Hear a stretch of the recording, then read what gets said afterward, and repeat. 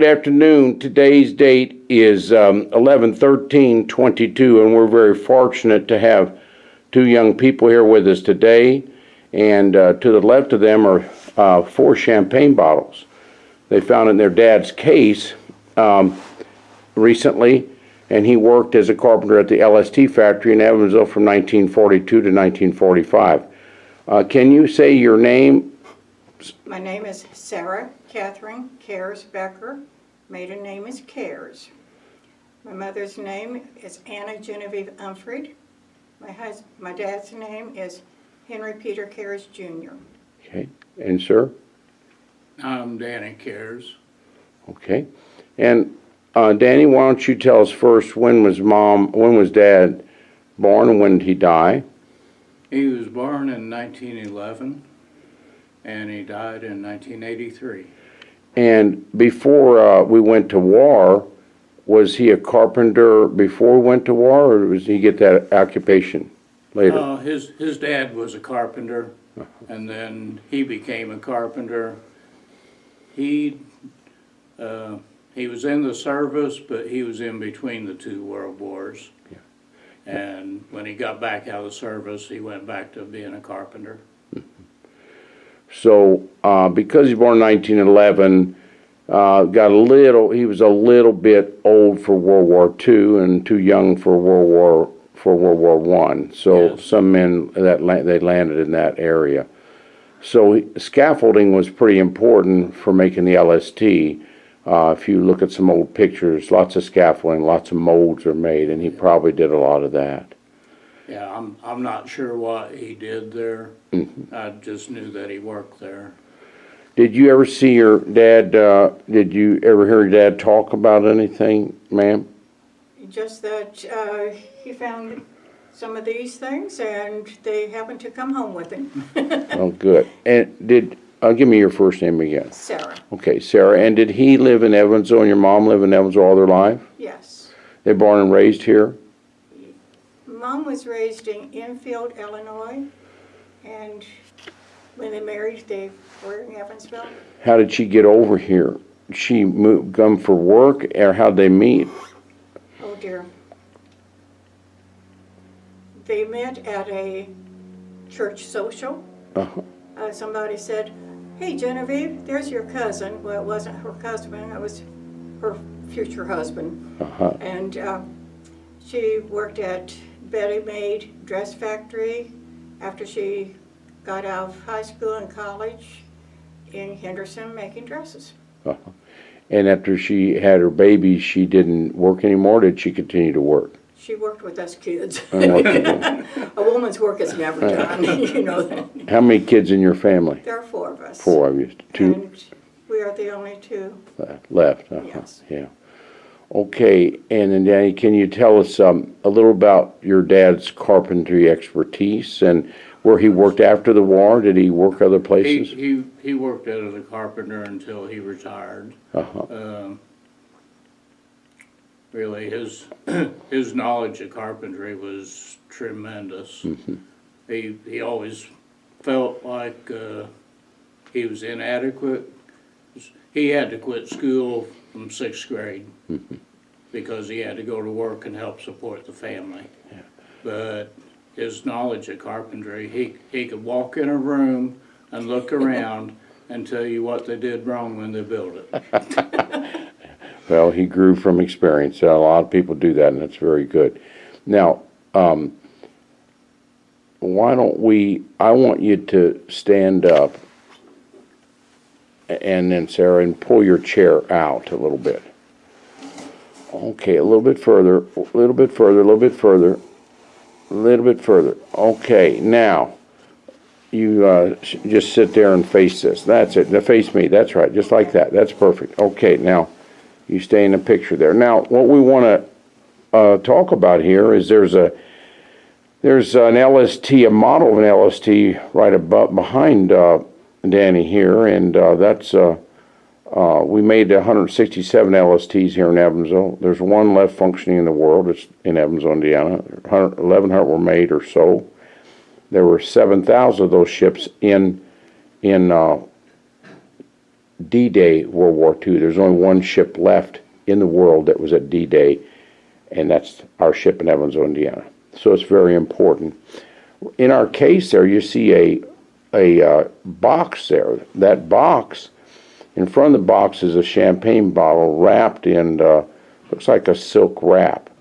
Whenever they would christen, and we had 167 christenings in Evansville, Indiana, and they would break one of those champagne bottles that you see there, and they didn't want the glass getting everywhere, so when they christened the ship, it would be caught by that little bag. So these 4 bottles, to your right, to your left, survived, and one of them still has the label on it, but those are the champagne bottles that would have been used for the LST during World War II, the christening. So we were probably planning on making some more ships, and we ended up not making at least 4 more ships because they dropped the bomb in Hiroshima and Nagasaki.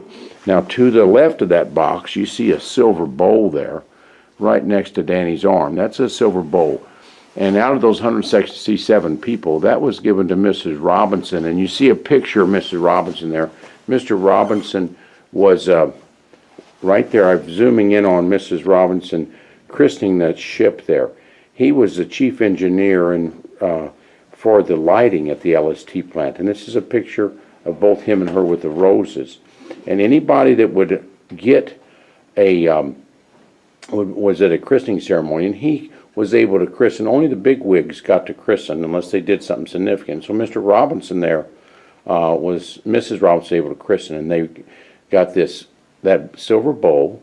They got the box that held the silver bowl, and they got that wrapping that went around the champagne bottle.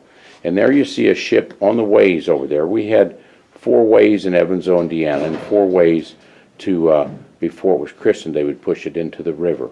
So Evansville was a factory of 19,000 in Evansville. Move your seat back over. 19,000 employees at our LST factory, and your father worked there. Our biggest factory in 2022 is about 5,000 people, so it was 24/7 there. And they started making ships as we have outlined on the board here. This is how you make it. You make it just like you would. You make it the same way you would make big container ships. You start in the center and then you build out. This is a picture right on the Omaha River. You see a big crane there. There's still one crane left down by the old Sigco building. And down here is those are the ways here. We had 4 ways here before they would build the ships. And this is a picture of the ships being built there with Wrights High School in the background. And then after they built them, assemble them. Took close to 40 days to assemble at the end, and then another 10 days to outfit them. And on the river there, you see them tied up to caissons, and that's what they would do out there. Those are little other support ships there, and the front of, or the bow, actually the stern of one of the ships is right there. All these are made at this company here in Evansville, International Steel, and you see Bailey bridges there made also by International Steel. But your dad was a big part of our workforce here. We had 80,000 workers here. It was the biggest, or the most per capita in the world for the war effort, more than Germany, more than the United States. So your dad was one of the 19,000 there, one of the 80,000 here. A lot of demographics changed during World War II because people came from other cities to live. Mom had lived in Enfield and met Dad, but during World War II in the 1940s, in 41 to 42, there was an influx of 60,000 people here to work. So a lot of marriages happened, and a lot of people changed where they used to live to here because they got married or found good work and stayed around. So your dad ended up staying in Evansville. He was a native anyway. Mom was not a native, but he stayed all his life till 1982. We're grateful. What won World War II is our machines and our industrial infrastructure, and your dad was part of that. And his carpentry expertise, you said a lot about it there, Danny, and he was probably very good. He was probably a leader there because he had some experience of carpentry work, and carpentry was so important making the molds. These LSTs were made of steel, and they had to solder them together. And a lot of women got jobs. They got paid a lot more than they would as a waitress, and a lot of them were welders there. But to weld, they had to climb up the side of the ship sometimes, and they had to make molds for these ships. So your dad's job was very important. Do you have any comments to say what Dad would have said about World War II or about the LST? Did he ever talk about it at all to either one of you? He didn't really talk about it. I know he had a lot of experiences, but I think it was similar to the veterans. The veterans did not talk about the war. Yeah. And we've got it a little more recently, the Vietnam veterans, they don't talk about the war. Yeah, I found in a lot of interviews, men didn't talk about it till they're between 85 and 100. Then they'd start loosening up about talking about it. They just blocked it out, but he might have had some friends that were lost in war. There was a lot of PTSD about this war, and it wasn't the best. Wars are terrible things, and we don't want to have any more of them. But we thank you, the Cares family, and your daddy's first name and last?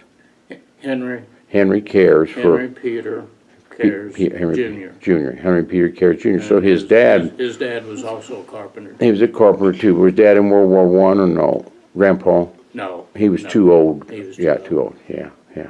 Well, do you have any other things to say? And we're sure glad this Evansville War Museum, and you have donated these bottles to us, and they will be in this cabinet in a little while.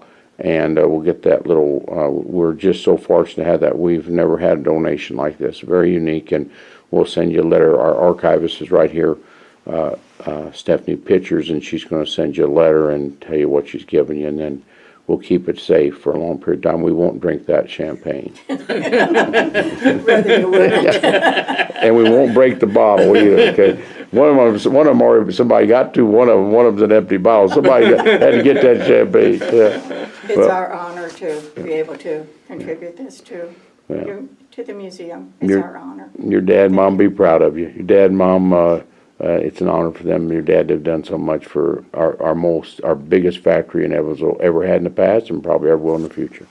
All right, thank you very much now. Thank you. And